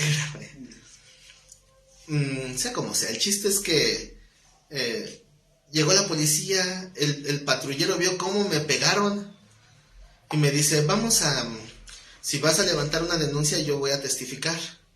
Le digo, qué bueno. No, resultó que el tipo era influyente. Y el mismo policía lo apoyó a él. Me tuve que quedar con mi indignación, Tu trancas. con mi trancazo, Y tu mujer. con mi mojada. Porque me aventaron una cubeta de agua. Me tuve que aguantar, quedarme con todo eso. Yo nada más le dije, Señor, haz lo que tengas que hacer. Yo renuncio a todo coraje en mi corazón, dejo eso, no quiero ensuciar mi corazón con eso. Tú sabrás cómo tratas con eso, porque es gente que sabe que puede salir de eso. Sabe que, humanamente hablando, Hay corrupción. saben cómo salirse de eso. Pero hay una justicia que no van a poder evitar. Y lo sé, lo tengo clarísimo. No van a evitar la justicia de Dios. Y yo prefiero que sea Dios quien traiga justicia a mi vida y no los policías ni las supuestas autoridades. Porque no, ¿cómo es posible? Delante de los policías llegan y me agreden como si nada. Y nadie puede hacer nada. Y si yo quiero ir y denunciar, a mí me va peor. Porque a mí me van a inventar cosas y a mí sí me pueden encerrar. Porque yo no tengo ese tipo de influencias. Ahora, falta que Dios lo permita, ¿no? O sea, eso es ya otra cosa. Porque Dios me ha librado de otras cosas. Pero, a final de cuentas, sabemos que nuestra meta no está aquí. Así que yo confío en que Dios va a hacer lo que tenga que hacer. Pero hay gente así, totalmente envilecida. Y cuando veo cómo es tan fácil hacer cosas malas, yo me pongo a pensar, híjole, si Dios no existiera, que todo lo que podría hacer, hablando de cosas malas, ¿no? No es que lo anhele, o sea, la verdad es que no lo anhelo. Pero me pongo a pensar, si hiciera un libro de cómo se podía hacer fraudes y estafas, un montón de cosas. Incluso alguna vez en uno de los ejercicios de aquí de las enseñanzas vimos cómo se practicaba eso de la manipulación de la lectura de manos y de las limpias con el huevo y todo eso. Hasta si yo quisiera dedicarme a eso, podría engañar gente. Porque se engañaron solitos. Entonces, es fácil. Hacer lo malo es lo más fácil. Y hasta de repente se te empiezan a llegar ideas, puedes hacer esto, aquello y el otro. Pero no puedes evitar sabiendo que Dios existe. Aquí el punto es cuando te dicen que estás mal, tienes que analizarlo. Que muchas veces no saben que está mal hasta que... Bueno, pero aquí estamos hablando ya de gente que ya está buscando inventar males, ¿verdad? Si se trata de inventar males, el hombre es creativo. ¿Y si se habla de creatividad? Sí, porque van evolucionando, porque los fraudes todos se van descubriendo cómo y encuentran una nueva forma, ¿no? Es increíble la ingenio. También una persona una vez me pidió que hiciera un diseño, un trabajo para una impresión, no sé de qué. El chiste es que hice el trabajo y me dice, oye, pero ¿te puedo pagar en una semana? Sí, te apoyo, no hay problema. Después fue con un amigo que teníamos en común y dijo, qué tonto, hasta cree que le voy a pagar. Cada día nace otro incauto.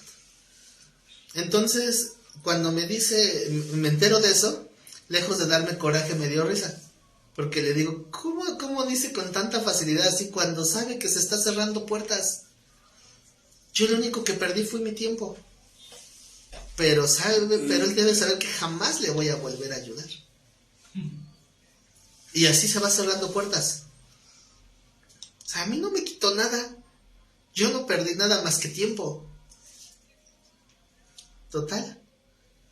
Prefiero equivocarme así que haciendo algo malo, ¿no? y hay gente que tiene esa mentalidad, que piensa que por sentirse muy listo puede fraudear o puede abusar de la confianza de la gente. Se cierran la puerta solos. Porque yo sé hacer el trabajo, él no lo sabe hacer, él necesita depender de alguien más.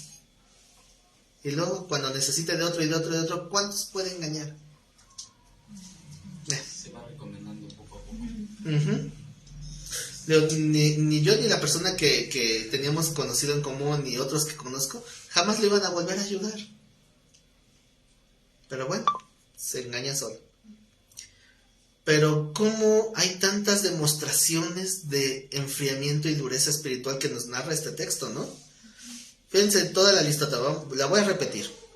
Dice, estando atestados de toda injusticia, fornicación, perversidad, avaricia, maldad, llenos de envidia, homicidios, contiendas, engaños, malignidades, murmuradores, detractores, aborrecedores de Dios, injuriosos, soberbios, altivos, inventores de males, desobedientes a los padres, necios, desleales, sin afecto natural, implacables, sin misericordia.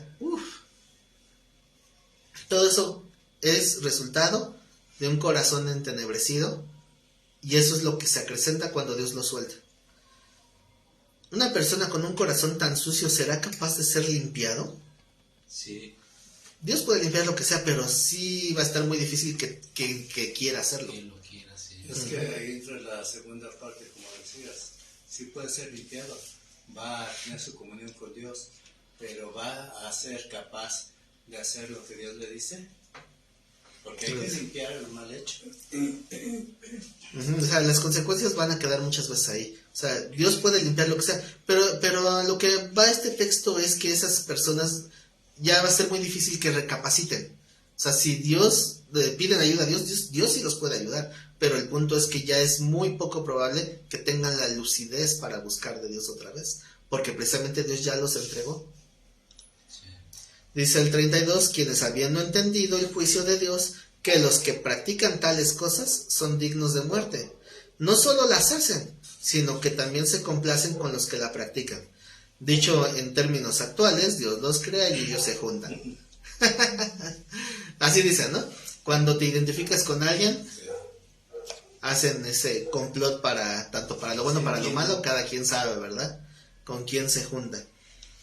Entonces las cosas malas se van envileciendo pero porque ya no es solamente acciones. Lo que hizo Pedro de negar a Cristo, eso es algo que es malo, ¿no? Es una traición también. Pero, ¿creen que si Judas no se hubiera ahorcado, Judas y Pedro serían buenos amigos? O sea, oye, ¿te acuerdas cuando traicionamos al Señor? ¿Qué hubiera pasado, o sea, con la relación de Pedro y Judas si Judas no se hubiera muerto? Y si Pedro se hubiera arrepentido también. Son las dos partes. Bueno, a como son la situación conforme a lo que pasó en la Biblia, la única diferencia es que Judas no se hubiera matado. Ujú. Buenas noches. ¿Qué pan? Niña, que hay pan. Bueno, se me fue la onda que estaba diciendo. Que Judas y... Judas, sí, ya, gracias. Estabas haciendo tu historia. Estábamos armando qué pasaría si, ¿no? Si Judas no hubiera muerto, yo creo que la relación de amistad entre ellos, sin considerar a los demás apóstoles, nada más de ellos, ya no, de todos modos no hubiera sido la misma, aunque los dos fallaron. ¿Por qué? Porque Judas había endurecido su corazón, pero Pedro fue circunstancial. Los dos tuvieron un pecado similar, pero Pedro cayó por un descuido y un temor del momento. En cambio, Judas dice que cuando hizo el trato con los fariseos, desde ese momento empezó a buscar una oportunidad. Ya estaba de una manera premeditada. Entonces, hay una diferencia. Si estamos buscando hacer las cosas de Dios y en un tropiezo caemos, Dios no nos suelta porque no estamos entregados a eso. No nos hemos entregado a la inmundicia y Dios tampoco nos ha entregado a ello. Podemos ensuciarnos y Dios te va a decir, qué tonto eres, límpiate. Y nos podemos limpiar con la palabra de Dios. Nos podemos volver a santificar en la palabra. Pero cuando alguien ya se envileció y su vida es ello, o sea, lo malo, entonces Dios también los va a entregar. Y las personas que hacen ese mal, como ya es su manera de ser, van a fomentar y a disfrutar el mal. Ahora, el corazón poquito a poquito se va entenebreciendo de una manera bien gradual. ¿Por qué? Porque lo podemos ver incluso con los videos que hay ahorita así en internet, en YouTube, todo eso. ¿Se acuerdan? Bueno, siempre ha habido programas donde ponen videos, ¿no? Videos cómicos, graciosos, así. Entonces, de repente, cuando salen videos así de algo chusco, nos puede ocasionar gracia. Pero hay videos donde gente se lastima, y se lastima muy feo. Y hay gente que se ríe. Pues la de la muchacha que asustaron, que sale corriendo y la atropellan. ¿Cómo anduvo en las redes sociales? Uh-huh. Y muchos se siguen riendo, ¿no? O sea, hay cosas que no deberían de dar gracia. Tal vez ver que alguien se cayó y que no le pasó nada, pues sí te ríes. Había un programa de personas que se morían, ¿no? Sí. O sea, de ahí. O sea, poquito a poquito se va entenebreciendo. ¿Cómo nos puede dar risa tantas cosas que no deberían? Sabemos que están mal y al momento no reaccionamos. Uh-huh. Me acuerdo de un día que cuando estaba todavía en la secundaria, iba corriendo ahí jugando básquetbol y ahí trató de alcanzar el balón en un partido y estaba el borde de la cancha y abajo había mucha grava, no sé por qué. Brinco para agarrar el balón, alcanzo y caigo en la grava y como está así, ras de boca sobre la grava. Avancé como 1.5 metros ahí con la cara en la grava. Sentí una vergüenza. No me quería ni mover. No es la caída, es la vergüenza. Me quedé ahí. Y oía las risas por ahí, ¿no? Y además llegan unos amigos corriendo y me voltean y me dicen, ¿estás bien? ¿Qué te duele? Le digo, mi orgullo. Eso es lo que me duele. Y ya, entonces ya se empezaron a reír, pero bueno, cuando alguien se preocupa, pues primero se altera y ve, pero los demás ahí estaban risa y risa del cuamazote que me di. Entonces, cuando una persona se lastima, pues a veces es gracioso cuando no hay una herida, pero hay cosas que ya sobrepasan. Y deberíamos de juzgarnos, ¿por qué me está dando risa esto? O sea, ¿te disfrutas ver cómo alguien sufre? A mí me lastimó más una niña. Me caí ahí en el súper y no sé cómo me resbalé. pero llegan, había unas edecanes y me ayudaban a levantar. Y sale un niñito así como mi nieta.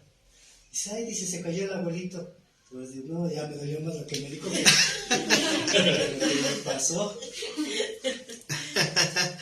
Entonces, este punto que, o sea, que Pablo nos reitere que no solamente son que las practican, sino que también se complacen con los que lo hacen, hablan también un pequeño examen del corazón, ¿no? Que las personas van evidenciando cómo su corazón se está entenebreciendo, porque a lo mejor no vemos esas cosas que hacen, pero vemos cómo, o sea, pudiera ser que veamos cómo se están complaciendo con la maldad de otros, con lo malo que le pasa a alguien más.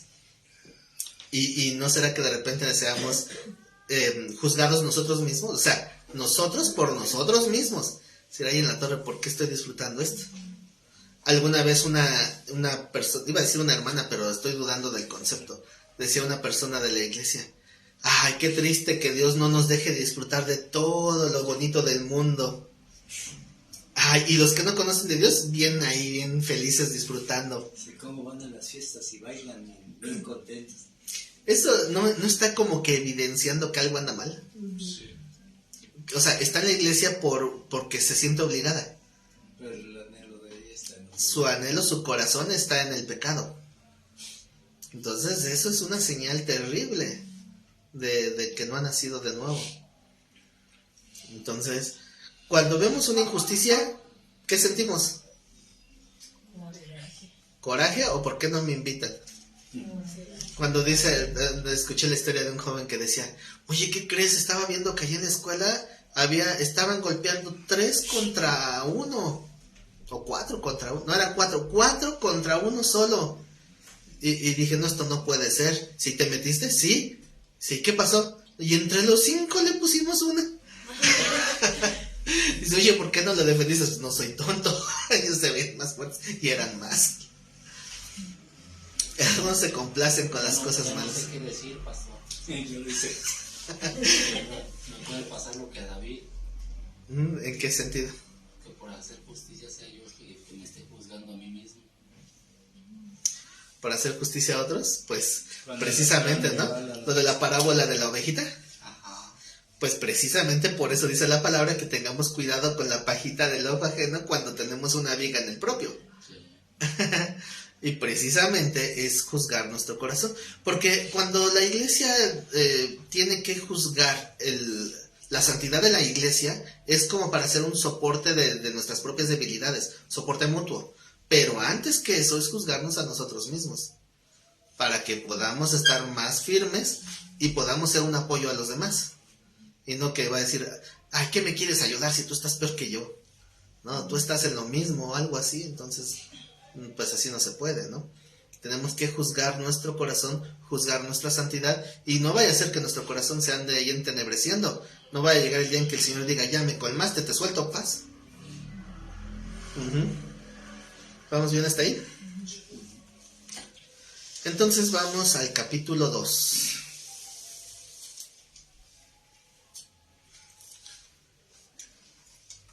Capítulo 2, 1 dice, por lo cual eres inexcusable. Si aquí nada más frenamos en esta pequeña frase. Sí.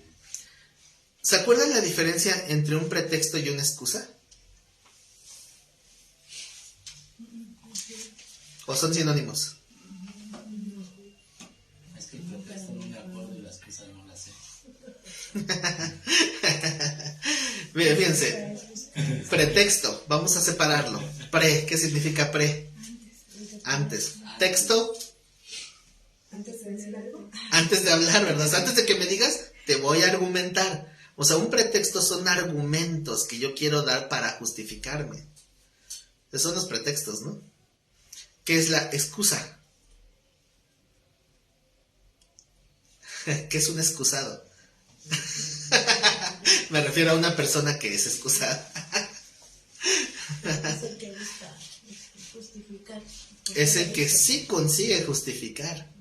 Ajá. Por ejemplo, vamos a suponer que quedo con una persona de vernos tal día para ir a una reunión, lo que sea. Y quedamos de acuerdo, fecha, lugar, horario, todo. Y no llega. Y entonces de repente me habla y no dejo que me diga nada y le empiezo a insultar y le empiezo a decir cosas porque me dejó plantado. Y después, y bueno, ¿y para qué me hablabas? Para que me vengas a recoger que estoy en el hospital porque me atropellaron cuando iba a la cita. Y dices, bueno, te doy chance. Entonces tiene una excusa. O sea, esa es la definición de excusa, que sí justifica. La excusa es que sí justifica. El pretexto es cuando yo estoy tratando de argumentar solamente para no recibir una mala consecuencia. En este texto se aplica lo que decía el hermano de Rey bien clarito que lo explica. Porque te dice, por lo cual eres inexcusable, oh hombre, quien quiere que seas tú, que juzgas, pues en lo que juzgas a otro, te condenas a ti mismo, porque tú que juzgas, haces lo mismo. Así es. Entonces, si se dan cuenta, el capítulo 2 comienza diciendo por lo cual. Recuerden que no podemos desligar un capítulo con el otro. Si está diciendo por lo cual, está hablando de todo lo que hablamos antes, de cómo Dios ha revelado de una manera especial, de una manera natural, y no tenemos entonces excusa. ¿Cuáles son las excusas para hacer lo malo? No sabía. Yo no sabía, nadie me dijo. Pero resulta que si somos honestos en nuestro análisis personal de nuestras obras, no podemos engañarnos. Hasta un niño chiquito, cuando se roba algo del tianguis o del mercado, esconde la mano, porque sabe que está haciendo algo malo. Entonces, si tú lo viste, si no haces nada, tú haces más mal que él. Si alguien entenebreció su corazón y se apartó, hizo las cosas, y aquí está diciendo, pero Dios de todos modos se manifestó. Por lo tanto, no tienes excusa. Puedes inventar 1000 pretextos. O sea, tus argumentos. Pero es que esto, pero es que aquello, pero es que el otro. Uno puede poner 1000 pretextos. Pero aquí está diciendo, por lo cual eres inexcusable. Hombre, quien quiera que seas tú que juzgas. ¿Por qué el hacer la alusión quien quiera que seas? Recuerden que se lo está hablando a una iglesia elitista, que se siente que tiene más influencia que otros. Es que de esos que dicen, ¿qué no sabes quién soy yo? Y va a decir el pastor, no me interesa quién seas. Estás mal y ya. Pero es que yo, nada. Quien quiera que seas tú que juzgas, pues en lo que juzgas a otro, te estás condenando a ti mismo. ¿Por qué? ¿Por juzgarlo? No, porque haces lo mismo. Pues porque haces lo mismo. Imagínense a un borrachito exhortando al otro borrachito, ya no tome, compadre. Hace daño. ¿Qué no ve que los borrachos no heredarán el reino? Y usted, compadre, ya me resigné. Así dice. Pero usted se puede salvar, ¿no? Pero usted todavía se puede salvar. No, pues yo lo acompaño, compadre, en su dolor. Nos vamos juntitos al infierno. Que no se quede solo.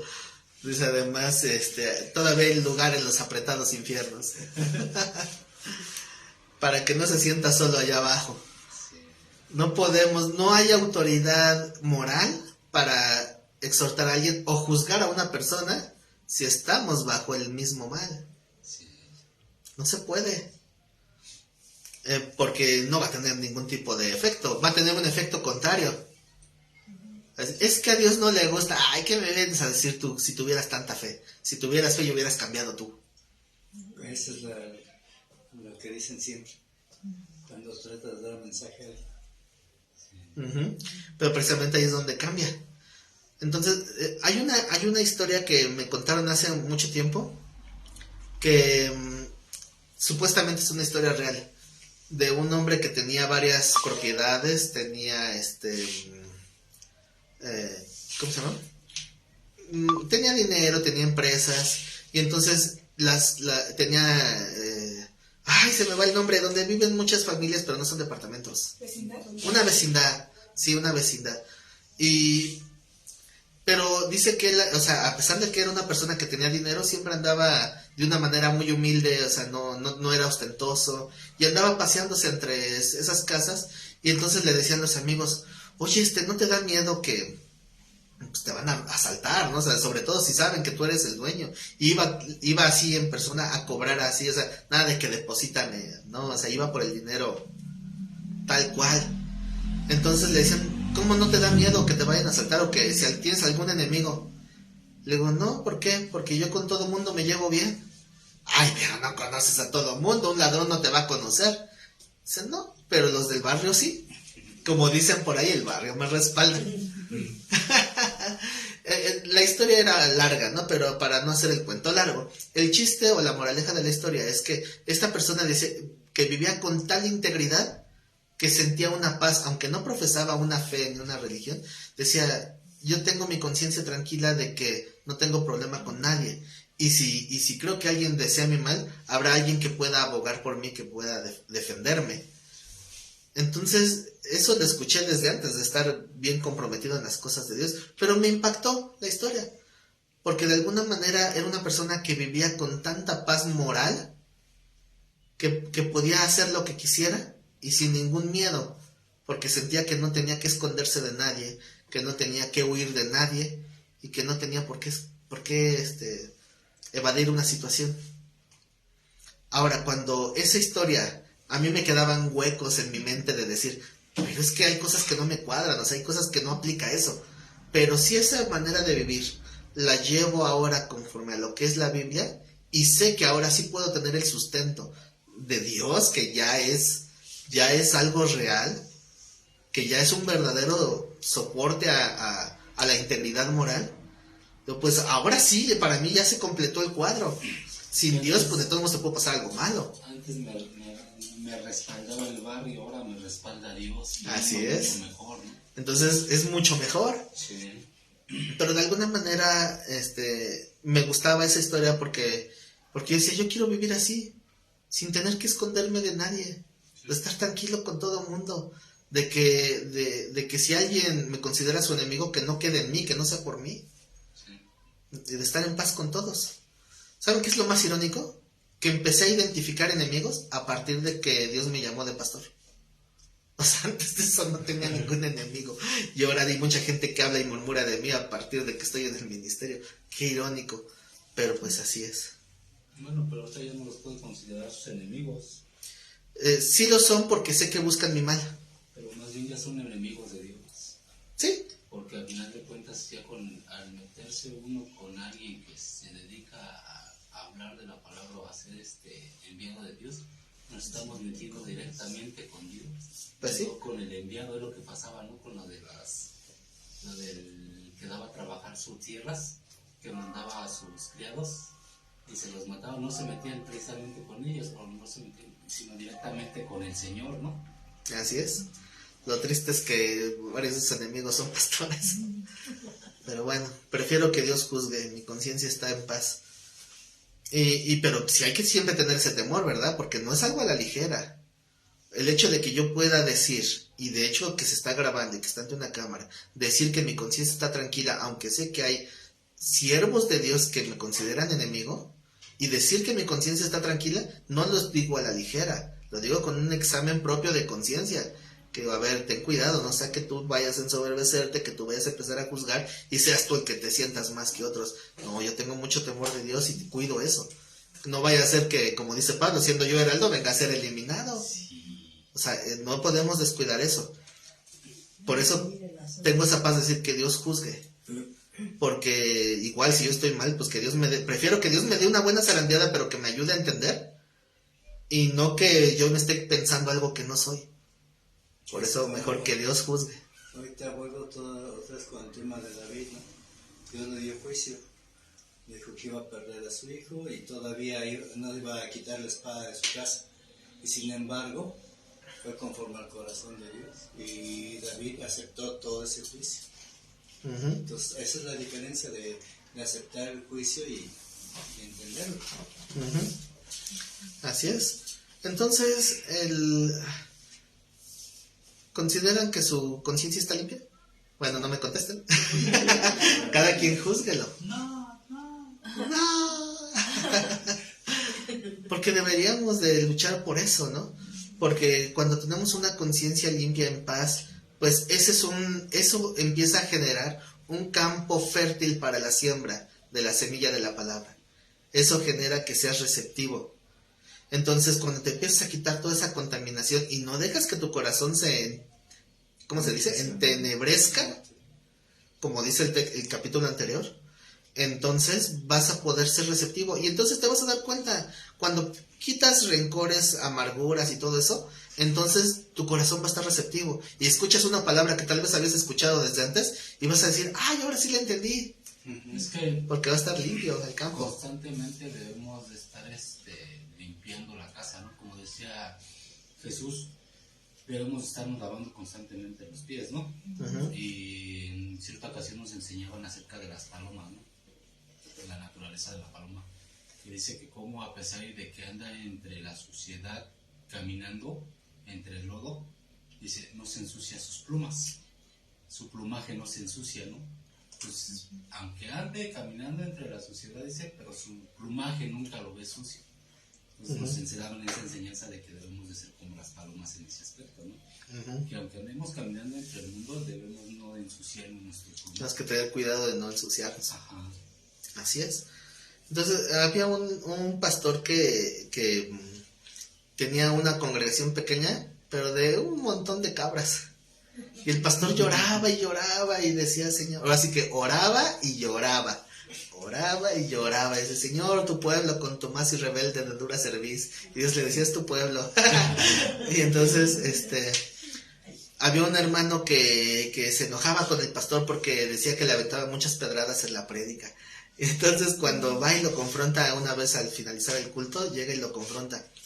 Y le dice, ¿por qué dijo esto? Pues porque está en la Biblia. Pero porque lo dijo para mí. Pues si a ti te está hablando la palabra, entonces es para ti. Pero ¿por qué no tienes ningún derecho de atacarme? Le digo, yo leí la Biblia, decía el pastor. Dice, yo no estoy acusando a nadie. Pero es que me está agrediendo a mí.